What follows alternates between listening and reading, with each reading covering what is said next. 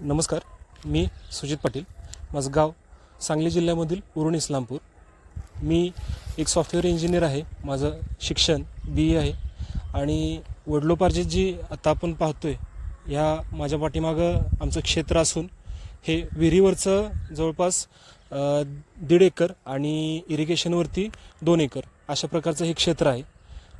मला ह्या सिस्टीमची गरज का बसली हे सांगण्याआधी ह्या क्षेत्रात माझे वडील गेल्या 20-25 वर्षापासून स्वतः राबून शेती करत आहेत. पण त्यांनी मोबाईल थ्रू ऑटोमायझेशन केलं होतं. वडील आजारी पडल्यामुळं मला या क्षेत्रात यावं लागलं. माझी स्वतःची नोकरी आहे.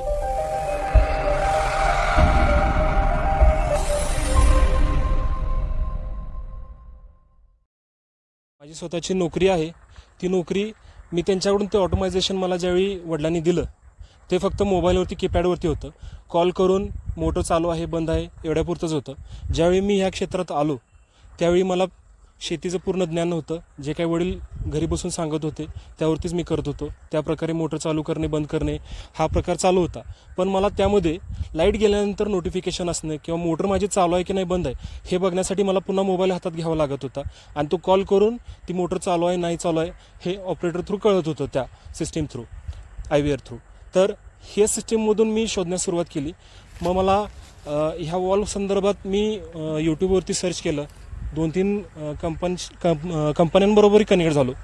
पण मला जे आवश्यक आहे ते त्या कंपनींमध्ये मग त्यात पैशाच्या दृष्टीने असेल किंवा मला त्यानंतर मिळणाऱ्या सर्व्हिसच्या दृष्टीने असेल किंवा मी जो सर्वे केला यूट्यूबवरती त्यावरतून मला 1-2 कंपन्या मिळाल्या. त्यानुसार मी ह्या आपल्या ऑटोफार्म युनिटशी संपर्क केला.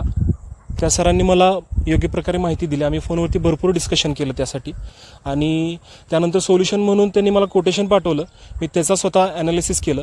त्यामध्ये खर्च कमी कसा यावा यासाठी आम्ही पुन्हा डिस्कशन केलं. सरांनी मला 1-2-3 खर्च कमी करण्यासाठी उपाय सांगितले. पण ते माझा क्षेत्र ऊस उभा होता त्यामुळे मी ते करू शकत नव्हतो. तर त्या दृष्टीने मला त्यांनी दुसरं solution online wifi connectivity through दिलं. तर आपण पाहतोय तिथं आता मी 30 गुंठ्याचा माझा प्लॉट आहे. तर क्षेत्र उभी पट्टी असल्यामुळे मी 2 वॉल बसवले आणि ह्याच प्रकारे 1-1.5 किलोमीटर पुढच्या बाजूला आहे ते 15 गुंठ्याचं क्षेत्र आहे. तिथं मी एक छोटीशी बाग केली आणि खालती 15 गुंठ्याचं क्षेत्र आहे आणि तिथं काही कुळं राहतात त्यांच्यासाठी पाण्याची टाकीची सोय असेल. मग त्याला मला वॉल बसवण्याची इच्छा होती. तर पहिल्या सिस्टीममध्ये मला प्लेट ओपन करण्यासाठी इथं यावं लागत होतं. म्हणजे मेन प्रॉब्लेम हा आहे की संध्याकाळी जर माझं हे पूर्ण पट्टी आहे 2 वॉल बसवल्यामुळं वरच्या पट्टीत पाणी चालू केलं आणि जर नाईटला रात्रपाळीला जर पाणी असेल तर त्यावेळेला मला वरचा 3 तासात पाणी संपत असेल तर 9 ते पुढचे 3 तास ते पाणी संपल्यानंतर रात्री 1 वाजता जर यायचं म्हटलं तर रात्री पायात सरपटणारे साप असतील विंचू असतील बाकीचे विषय असतील ह्यामुळे रात्री येण्यासाठी आणि इथं पूर्ण वस्ती नसल्यामुळे इथे येणं कोण धजवत नाही रात्रीच्या वेळी. त्यामुळे मी 2 वॉल ओपन करायच्या रात्रीचं तर तो पूर्ण रात्रपाळीचा विषय जायचा. दुसऱ्या दिवशी संध्याकाळी वॉल सकाळी यायचा ओपन करायचा आणि त्या पट्टीला संध्याकाळी पाणी पाजायचं. मग तो पूर्ण 1 दिवसाचा वेळ माझा वाया जायचा. तशाच प्रकारे त्या युनिटला जरी पाणी द्यायचं म्हटलं टाकी संपलेली असेल तर मला तिथून फोन यायचा टाकी चालू करायला लागायची. आता ह्या प्रकारामुळे जी ऑटोफार्मने दिलेल्या वॉलमुळे मला घरी बसल्या 4ही ठिकाणी मी ज्यावेळी मला आवश्यक आहे त्यावेळेनुसार पाणी देऊ शकतो. दुसऱ्या दिवशी पहाटे सकाळी उठून मी पाणी कुठपर्यंत पोचले पाहू शकतो. दिवसपाळीला सकाळी पाणी चालू केल्यानंतर ऑफिसला जाऊन परत येऊन पाणी पोचले नाही पोचले पाहून त्याप्रकारे मी पाण्याचं नियोजन करू शकतो. एक सॉफ्टवेअर इंजिनियर म्हणून ज्यावेळी मी जसं मगाशी म्हटलं 2 मी कंपन्या चूज केल्या होत्या त्यातल्या ह्या कंपनीवरती मी का आलो मला ते ॲप्लिकेशन थोडंसं युजर फ्रेंडली वाटलं आणि ज्यावेळी मी वापरायला सुरुवात केली त्यात काही करेक्शन्स होत्या ज्या मला वाटत होत्या त्या मी सजेशन कंपनीला सांगितलं सरांना सांगितलं आणि त्याच्यावरती मला आउटकम मिळाला. हे माझ्यासाठी एक चांगली बाब म्हटली तर चालेल. मी ते सॉफ्टवेअर ज्यावेळी वापरलं ॲप्लिकेशन ज्यावेळी वापरलं त्यावेळी बऱ्याचशा गोष्टी मला चांगल्या वाटल्या की त्याला टायमर दिला जातो.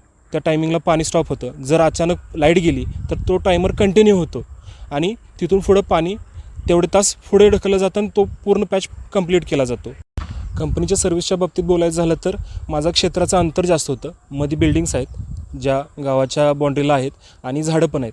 त्यामुळे मला सुरुवातीला हे 2 युनिट कनेक्ट करताना एरर येत होती. ज्यावेळी मी त्यांना त्याबद्दल सांगितलं त्यावेळी सरांनी सांगितले काही काळजी करू नका, मी तुम्हाला टीम पाठवतो. त्यांनी सांगितल्या पद्धतीने टीम आली, त्यांनी त्या पद्धतीनं ते युनिट चेंज केलं आणि त्याचं टेस्टिंग घेऊन दाखवलं. त्याप्रकारे मला आत्ता कोणतीही अडचण नाही.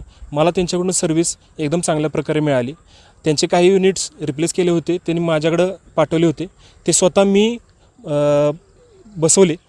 तर एवढ्या सोप्या पद्धतीने ते युनिट रिप्लेस करण्याची सोय आहे. त्यांचे इंजिनियर येऊन परत चेक करूनही गेला. ह्या पद्धतीनं मला सर्व्हिस मिळालेली आहे. इन फ्युचर कोणाला जरी या क्षेत्रात येऊन पाहायचं असेल तरी ते येऊन बघू शकता. खारामळा आहे उरणामध्ये, खोलवाटेला जाताना खारामळ्याच्या तिथं खाराविहिरीजवळ आला तर तुम्हाला हे क्षेत्र पाहायला मिळेल. आणि या पद्धतीची ऑटोमायझेशन सिस्टीम प्रत्येक शेतकऱ्यानं बसवली पाहिजे. इन फ्युचर हे पाणी बंद करून माझ्या डोक्यात आहे की ड्रीप सिस्टीम किंवा तुषार जे पद्धतीनं ज्या पिकाला गरज आहे त्या पद्धतीनं करण्याचं माझं नियोजन आहे.